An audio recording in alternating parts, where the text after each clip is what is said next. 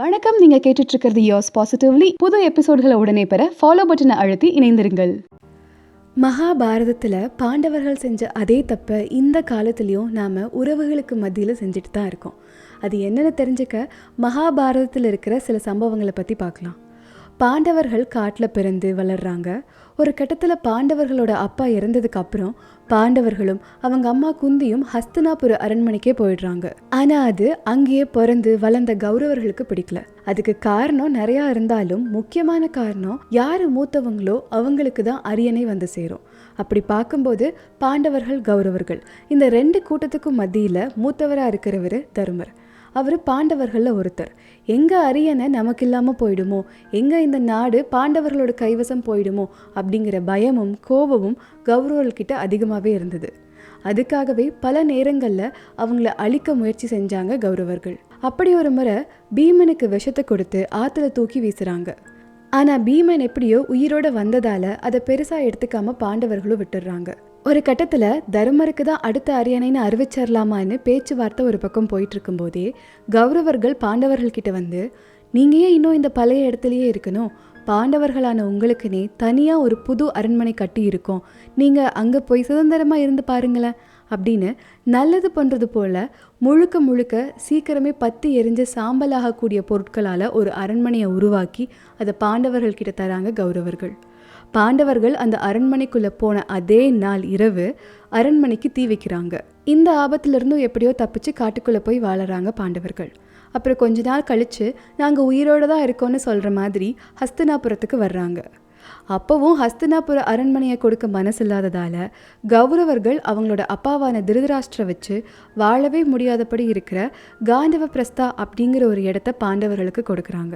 இதையும் பரவாயில்ல அப்படின்னு பொறுத்துக்கிட்டு அந்த இடத்துக்கும் பாண்டவர்கள் போகிறாங்க. அதை மக்கள் வாழக்கூடிய ஒரு இடமா மாற்றுறாங்க. அதோட தலைநகர் தான் இந்திரபிரஸ்தம். அங்கே மிக அழகான ஒரு அரண்மனையும் உருவாக்குறாங்க. அந்த அரண்மனையோட அழகுல மயங்கியும் வேறு சில காரணங்களாலேயும் இந்திரபிரஸ்தத்தை அடைஞ்சே தீரணும் அப்படின்னு கௌரவர்களில் மூத்தவரான துரியோதனன் நினைக்கிறாரு. அதுக்காக தான் சகுனியை வச்சு சூது விளையாடப்படுது. அதில் பாண்டவர்கள் அவங்க கிட்ட இருந்த எல்லாத்தையும் இழந்துடுறாங்க. 12 வருஷம் வனவாசமும் 1 வருஷம் அஞ்ஞானவாசம், அதாவது யாருக்குமே தெரியாதபடி ஒரு தலைமறைவான வாழ்க்கை வாழ்ந்து முடிச்சுட்டு வந்தா இந்திரபிரஸ்தத்தை திருப்பி பாண்டவர்களுக்கே கொடுக்கறதா ஒரு முடிவு எடுக்கப்படுது. அப்படி 13 வருஷங்கள் முடிச்சு வந்த அப்புறமும் சில காரணங்களெல்லாம் சொல்லி இந்திரபிரஸ்தத்தை திருப்பி தர முடியாதுன்னு கௌரவர்கள் சொல்லிடுறாங்க. இப்போவும் போர் அப்படின்னு ஒரு முடிவுக்கு வராமல் கடைசியாக ஒரு முயற்சி எடுத்து பார்ப்போமேனு தூது விடப்படுது. 5 கிராமங்களையாச்சும் பாண்டவர்களுக்கு கொடுங்க அப்படின்னு கேட்கப்படுது. அதுக்கு கௌரவர்கள் ஒரு குண்டூசி நிலம் கூட தர முடியாதுன்னு சொல்லிடுறாங்க. இவ்வளோ தூரம் பொறுத்து பார்த்துட்டு தான் கடைசியாக போர் அப்படின்னு முடிவு செய்கிறாங்க. மகாபாரத போரும் நடக்குது. ஒரு உறவு ரொம்ப காலம் நீடிக்கணும்னா விட்டு கொடுக்கறது, அனுசரிக்கிறது, சகிப்புத்தன்மை இதெல்லாம் ரொம்ப அவசியம்தான். ஆனால் அதுக்குன்னு ஒரு அளவு இருக்கணும். விட்டு கொடுத்துக்கிட்டே இருந்து ஒரு கட்டத்தில் அது நமக்கே வெறுப்பாகி இனிமேல் விட்டு கொடுக்கவோ இழக்கவோ எதுவும் இல்லை, இனி எது வந்தாலும் பார்த்துக்கலாம் அப்படிங்கிற மாதிரியான ஒரு நிலையை அடையிறதுங்கிறது ரொம்ப ரொம்ப ஆபத்தானது. ஆரம்பத்திலிருந்து விட்டு கொடுத்துக்கிட்டே இருந்துட்டு கடைசியில் அப்படிப்பட்ட ஒரு ஆபத்தான நிலையை தான் பாண்டவர்களும் அடைஞ்சாங்க. பீமனை கொலை பண்ண முயற்சி பண்ணின போதே, இல்லை அரண்மனைக்கு தீ வச்ச போதே இந்த பங்காளி பிரச்சனையெல்லாம் இதோட முடிச்சு போன்னு ஒரு பேச்சுவார்த்தையை பண்ணாமல் பொறுத்து பார்த்துட்டு ஒரு கட்டத்தில் அந்த பொறுமையெல்லாம் இழந்துட்டு எரிமலை போல் வெடிச்சு போர் அப்படிங்கிற ஒரு நிலையை வந்து அடைஞ்சாங்க. நாமும் நம்ம வாழ்க்கையில் இதே தப்பை செஞ்சுருப்போம், இல்லை செஞ்சுக்கிட்டு இருப்போம். ரொம்ப பொறுமையாக ரொம்ப விட்டு கொடுத்து போவோம். ஒரு கட்டத்தில் எவ்வளோ நாள் தான் இப்படியே போகிறது, இதுக்கு மேலே என்னால் முடியாது அப்படின்னு தோணும். அப்போது எரிமலை வெடிக்கிற மாதிரி உள்ளுக்குள்ளே இருக்கிற சோகம், கோவம், வெறுப்பு எல்லாத்தையும் வெளியே தூக்கி கொட்டுவோம். அப்போது விட்டு கொடுக்கக்கூடாதா, அட்ஜஸ்ட் பண்ணக்கூடாதா அப்படின்னு கேட்டால் அதெல்லாம் தப்பில்லை. வளைஞ்சு கொடுத்து போகும்போது தான் ஒரு உறவு சுமூகமாக இருக்கும். ஸோ வளைஞ்சு கொடுக்கறதுல தப்பில்லை. ஆனால் உடையிற வர வளைஞ்சிக்கிட்டே போகிறது தான் தப்பு. உண்மையை சொல்லணும்னா நம்ம மனசுக்குள்ளே இருக்கக்கூடிய வருத்தங்களை, கோபங்களெல்லாம் சரியான நேரத்தில் பக்குவமாக எடுத்து சொல்லும்போது கூட அதிகமான பிரச்சனைகள் வராது. ஆனால் நான் பொறுமையாக இருக்கேன், அட்ஜஸ்ட் பண்ணி போகிறேன் அப்படிங்கிற பேரில் ரொம்ப நாள் அது எல்லாத்தையும் மனசுக்குள்ளேயே போட்டு தேக்கி வச்சுட்டு இருந்து ஒரு நாள் பொறுமையை இழந்து எல்லா பிரச்சனைகளையும் கோபங்களையும் ஒரே நாளில் கொட்டி தீக்கும்போது தான் அதிகமான பிரச்சனைகள் ஏற்படும். அந்த மாதிரியான சமயங்களில் தான் உறவுகளுக்குள்ள விரிசலும் முறிவுகளும் ஏற்படும். என்ன எல்லா டைமும் நானே விட்டு கொடுக்குறேன், நானே அட்ஜஸ்ட் பண்ணுறேன், எனக்கும் சுயமரியாதை, தனிப்பட்ட விருப்பு வெறுப்பு, கோபங்கள் இதெல்லாம் இருக்கும்ல அப்படின்னு ஆரம்பத்தில் தோணும்.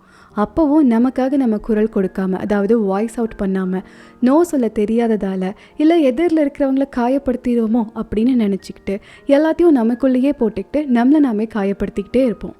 பீலிப்பை சாக்காடும் அச்சிரும் அப்பண்டம் சால மிகுத்து பெயின் அப்படின்னு ஒரு குறள் இருக்குது. அதாவது என்னதான் மயிலறகு லேசானதாகவே இருந்தாலும் அதை அளவுக்கு மீறி ஒரு கட்டை வண்டியில் ஏற்றினோன்னா அந்த கட்டை வண்டியோட அச்சாணி முறிஞ்சு போகும் அப்படின்னு வள்ளுவர் சொல்கிறாரு. இதே தான் நமக்கும். என்னதான் பொறுமை, சகிப்புத்தன்மை, அட்ஜஸ்ட் பண்ணி விட்டு கொடுத்து போகக்கூடிய மனப்பான்மை இதெல்லாம் நமக்குள்ளே அதிகமாகவே இருந்தாலும் ஒரு அளவுக்கு மீறி அட்ஜஸ்ட் பண்ணிக்கிட்டே போகும்போது ஒரு கட்டத்தில் அந்த வண்டியால் எப்படி அந்த வெயிட்டை தாங்க முடியலையோ அதே மாதிரி இதுக்கு மேலே என்னால் முடியாதுப்பா அப்படின்னு தோணும். அதுக்கப்புறம் அந்த அச்சாணி முறியிற மாதிரி உறவுகளும் முறிஞ்சு போகும். அப்போது எல்லா டைமும் நான் உடனுக்குடனே பிரச்சனையை பற்றி பேசி சண்டை போட்டு பிடிவாதமாக விட்டு கொடுக்காமல் இருக்கணுமா அப்படின்னு கேட்டிங்கன்னா இல்லை. ஆனால் உடையிற வர வளைஞ்சு கொடுத்துக்கிட்டே போகாதீங்க அப்படின்னு தான் சொல்கிறேன். அப்பப்போ உங்களுக்குள்ளே இருக்கக்கூடிய அசௌகரியங்களை, உங்களுக்குள்ளே இருக்கிற நெருடல்கள், வருத்தங்கள், ஏமாற்றங்கள் இதெல்லாத்தையும் வெளிக்காட்டுங்க. அப்போ தான் உங்கள் கூட இருக்கிறவங்களுக்கும் உங்களை பற்றி புரிஞ்சுக்கிறதுக்கான ஒரு வாய்ப்பு கிடைக்கும். நீங்கள் அட்ஜஸ்ட் பண்ணிக்கிட்டே போகிறீங்க அப்படிங்கிறக்காக உங்களுக்குள்ள வருத்தமோ ஏமாற்றமோ கோபமோ இதெல்லாம் இல்லை அப்படின்னு ஆகாது. நீங்கள் அதையெல்லாம் சொல்லாமல் வெளிக்காட்டிக்காமல் இருக்கீங்க, அவ்வளோதான் அப்படிங்கிறத மற்றவங்களும் புரிஞ்சுக்கணும். அது மட்டும் இல்லாமல் எதிரில் இருக்கிறவங்களுக்கு அவங்க உங்களை கஷ்டப்படுத்துகிறாங்க, ஹர்ட் பண்ணுறாங்க அப்படிங்கிறது தெரியாமல் கூட இருக்கலாம். அதனால் சரியான நேரத்தில் சரியான விஷயங்களை வெளிக்காட்டிக்கிறதும் பகிர்ந்துக்கிறதும் அவசியம். எடுத்துக்காட்டுக்கு உங்கள் வீட்டில் ஒரு 100 செங்கல் எக்ஸ்ட்ராவாக இருக்குது. ஒருத்தர் வந்து நான் புதுசாக வீடு கட்டுறேன், அந்த 100 செங்கலை கொடுப்பான்னு கேட்குறாங்க. நீங்களும் அதை காசு போட்டு தான் வாங்கியிருந்தீங்க, இருந்தாலும் சரி பரவாயில்ல அப்படின்னு அந்த 100 செங்கலை கொடுத்துட்றீங்க. கொஞ்ச நாள் கழித்து வந்து இந்த 100 செங்கல் பத்தாதேப்பா, உன் வீட்டு செவரு வேணால் நான் உடச்சி எடுத்துகிட்டு போய்க்கிறேனே ப்ளீஸ் அப்படின்னு கேட்குறாங்க. எப்படி நோன்னு சொல்கிறது, நம்ம அவங்கள ஹர்ட் பண்ணிடுவோமோ அப்படின்லாம் யோசித்து அந்த செவத்தையும் நீங்கள் எடுத்து கொடுத்தீங்கன்னா உங்களை நீங்களே அழிச்சிக்கிட்டு தான் இன்னொருத்தருக்கு உதவி பண்ணுறீங்க அப்படின்னு அர்த்தம். இது ஒரு கட்டத்தில் என்ன ஆகும்னா, என்ன நம்ம இப்படி இருக்கோம் அப்படின்னு நம்ம மேலேயும் கோபம் வரும், மற்றவங்க மேலேயும் கோபம் வரும். அப்படின்னா இனி நான் யாருக்கும் எதுக்கும் அட்ஜஸ்டே பண்ண மாட்டேன் அப்படி இருக்கணுமான்னா இல்லை. ஏன்னா சில சமயம் வாழ்க்கையில் நம்ம பொறுத்து போக வேண்டிய, அமைதியாக போக வேண்டிய தருணங்களும் வரும். அதனால் ஒன்று நான் அட்ஜஸ்ட் பண்ணிக்கிட்டே இருப்பேன், இல்லை எனக்கு இந்த வேலை வேண்டாம், நபர் வேண்டான்னு பிரேக் பண்ணிட்டு போவேன் அப்படின்னு 2 எக்ஸ்ட்ரீமான முடிவுகளை எடுக்காமல் இந்த 2க்கும் நடுவில் பயணிக்க முயற்சி பண்ணுங்கள். நம்ம பொறுத்து போகிறதும் சகிச்சுக்கிட்டு போகிறதும் நல்லது தான். ஆனால் அதோட அளவு என்னங்கிறது நமக்கு தெரிஞ்சிருக்கணும். நமக்கே நம்ம மேலே வெறுப்பு வர நிலை வரைக்கும் நம்ம அதை கொண்டு போயிடக்கூடாது.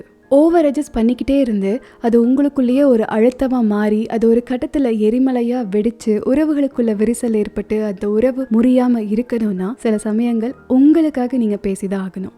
ஏன்னா நமக்குள்ளே என்ன வலி இருக்குது, நம்ம எப்படி உணர்றோம், நமக்குள்ளே என்ன மாதிரியான கஷ்டங்களெல்லாம் இருக்குது அப்படிங்கிறத நாம் சொல்லாமல் வேறு யாருக்குமே தெரியாது.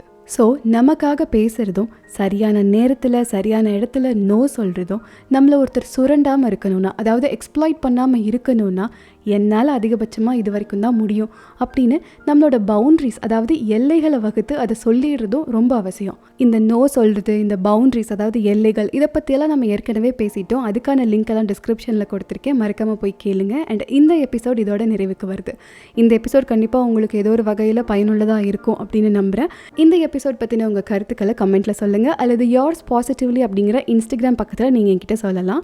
இனி அடுத்த எபிசோடில் சந்திக்கிறேன். தொடர்ந்து கேளுங்கள் yours positively with பூங்குழலி. நன்றி.